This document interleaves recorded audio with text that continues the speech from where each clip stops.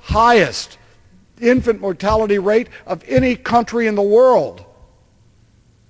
And yet, we want to spend our money sending troops.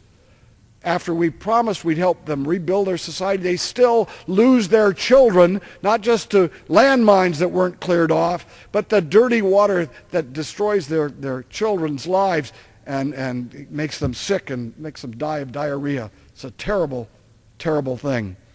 And what are the costs of the 35,000 troops that it is being suggested that we send to Afghanistan?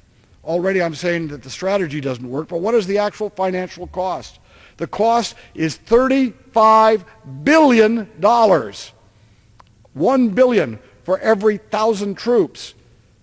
Annually. $35 billion. We can buy all the goodwill we need, and we can help rebuild Afghanistan for far less than it will cost for just 1 year's worth of 35,000 combat troops. For $1 billion, we can buy the goodwill of the tribal and ethnic leaders.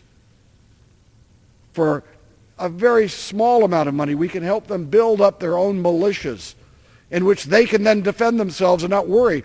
Is the U.S. going to go away and leave us vulnerable? Americans cannot patrol, subdue, and pacify every area of the globe where hostile forces lurk, especially in Afghanistan. It will break our bank. Our young men and women in our services will be unnecessarily killed and maimed. And in the end, the same thing will happen to us that happened to the Soviet Empire. It'll break our bank, and the American people will not be willing to shoulder responsibility anywhere in the world because of the horrendous complications that have arisen from our jumping in to doing the battle for everyone in Afghanistan and other places of the world. And yes, we do need to use our military forces in places. But if we do this, if we send them off to missions that can't be accomplished, we are not doing our duty by them. And if there are two, and how do we know that? If there are two military truisms, history lessons that should have been learned in the last century, they are: don't march on Moscow and don't invade Afghanistan. Afghanistan will not fall to the Taliban if we support those brave people who defeated the Taliban. Our State Department, in their rush to centralize power in Kabul, actually organized the effort and pushed the policy of disarming the anti-Taliban Northern Alliance after their initial victory. They have then pushed not to develop the militias. Every village in Afghanistan, every male child is considered to be part of the militia and is expected to learn how to use the weapons of the day. Now, though that militia, we can mobilize that. And when they say to us again, and I've read these accounts over and again, they're afraid that America might abandon them again. Well, why are they afraid? Because we haven't given them the means to defend themselves. We should not only give them the means, but we should help them, support them, provide them the air support, give them the financial resources, the communications gear, so they will win a victory against radical Islam. That is the only way that radical Islam will be defeated, not by sending U.S. troops all over the world, and especially into Afghanistan. Yet our Foreign Service continues to rely on more U.S. troops, and yes, in building a national army in Afghanistan that will be controlled by the government in Kabul, a corrupt government which is not trusted by the people of Afghanistan and not even trusted by our own leaders. This is exactly the wrong approach. Instead, as I say, we should arm every village militia which will align with us. Any village militia that will align with us, we should be on their side. We should give them guns, ammo, supplies, and communications gear. We should back them up with air support. And yes, let's have special forces teams embedded in the villages like Major Jim Grant has told us would be an effective strategy. That strategy, and buying the goodwill of tribal leaders of people who are there leading there. This is a naturally democratic society from the bottom up. By the way, our country would have failed had we insisted that all the power, political power in our country would be decided by the central government. It's the states in our country that control the education. It's the states that basically control the police and the justice of our people. And had we not had that policy from day one, our country would not have succeeded. But yet we've been trying to push on people that are even more protective of their rights to make their own decisions for their own villagers. We're trying to push a central government on them, which they don't even know. Well, that strategy of buying the goodwill of tribal leaders will carry the day. We can go in and identify with these leaders there, work with them, work with their people. That is a strategy. Yes, there, as Major Gant says, that there is risk in this.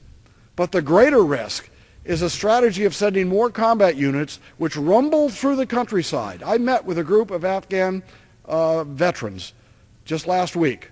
And they told me that what they were told to do by their commanding officers was you just take hikes through the countryside until they get shot at, and then they start firing back. Or they drive their trucks and their vehicles through the Afghan countryside and through Afghan villages until they are either shot at or they run over some kind of an explosive device, and then they retaliate. That is not a strategy for victory. And that's what happens when you send major combat units into a country rather than trying to defeat the enemy in that country from the bottom up, rather than inserting something from the top down. No, such a strategy of helping the villagers there in Afghanistan who have lived under the Taliban. They hate the Taliban. They have seen their school teachers beheaded. They have seen their young girls being treated like dirt and like animals. They do not want to live that way. And they will not submit to the Taliban unless, of course, they aren't given any chance to defend themselves. The strategy of helping those people who are willing to fight against that form of radical Islam that they know and despise, that is a cost-effective way of dealing with the challenges that we confront in Afghanistan. It will cost less in blood. We won't be putting our people in harm's way. And yes, some teams that go there, yes, some of these teams that will be embedded with those villagers will lose, some members of those teams will lose their lives. But I dare say, and General Gant, or Major Gant says so as well, that far fewer American military personnel will lose their lives that way than if we continue this strategy, which is basically alienating the people of Afghanistan, who eventually will rise up against us because the strategy is not something that takes into account their own needs at the village and tribal level. It will cost us less in blood. It will cost us less in treasure than sending more combat troops to use Major Gant's strategy, and a strategy of working at the bottom level rather than just sending in more troops. And to help them rebuild their country at long last. Rebuild their country after we promised them of what we do after they defeated the Soviet army and after they kicked out the Taliban. But we owe it not only to the Afghan people to look very seriously about this, we owe it to our troops not to send them on a mission that they cannot accomplish. We have an opportunity at this time to do the right thing and not just to place ourselves in a position to end up with a military, diplomatic, and financial and human embarrassment that we will have lost so many people and so many lives for nothing, for an outcome, another quagmire. I have one last story that I'd like to end my speech on tonight. And it's a story that I want to make sure people understand. What I am saying today is not in any way a reflection that a bad reflection on our military. The fact is that I met with our veterans from Afghanistan last week in my office. They support this strategy. Just because I'm saying they can't do everything and fight every battle doesn't mean that I don't respect them. In fact, I believe they are heroes. Every one of those people willing to put their lives on the line, they are heroes. They are willing to risk their lives for us. We owe them our best judgment. Not just an easy answer of sending more military people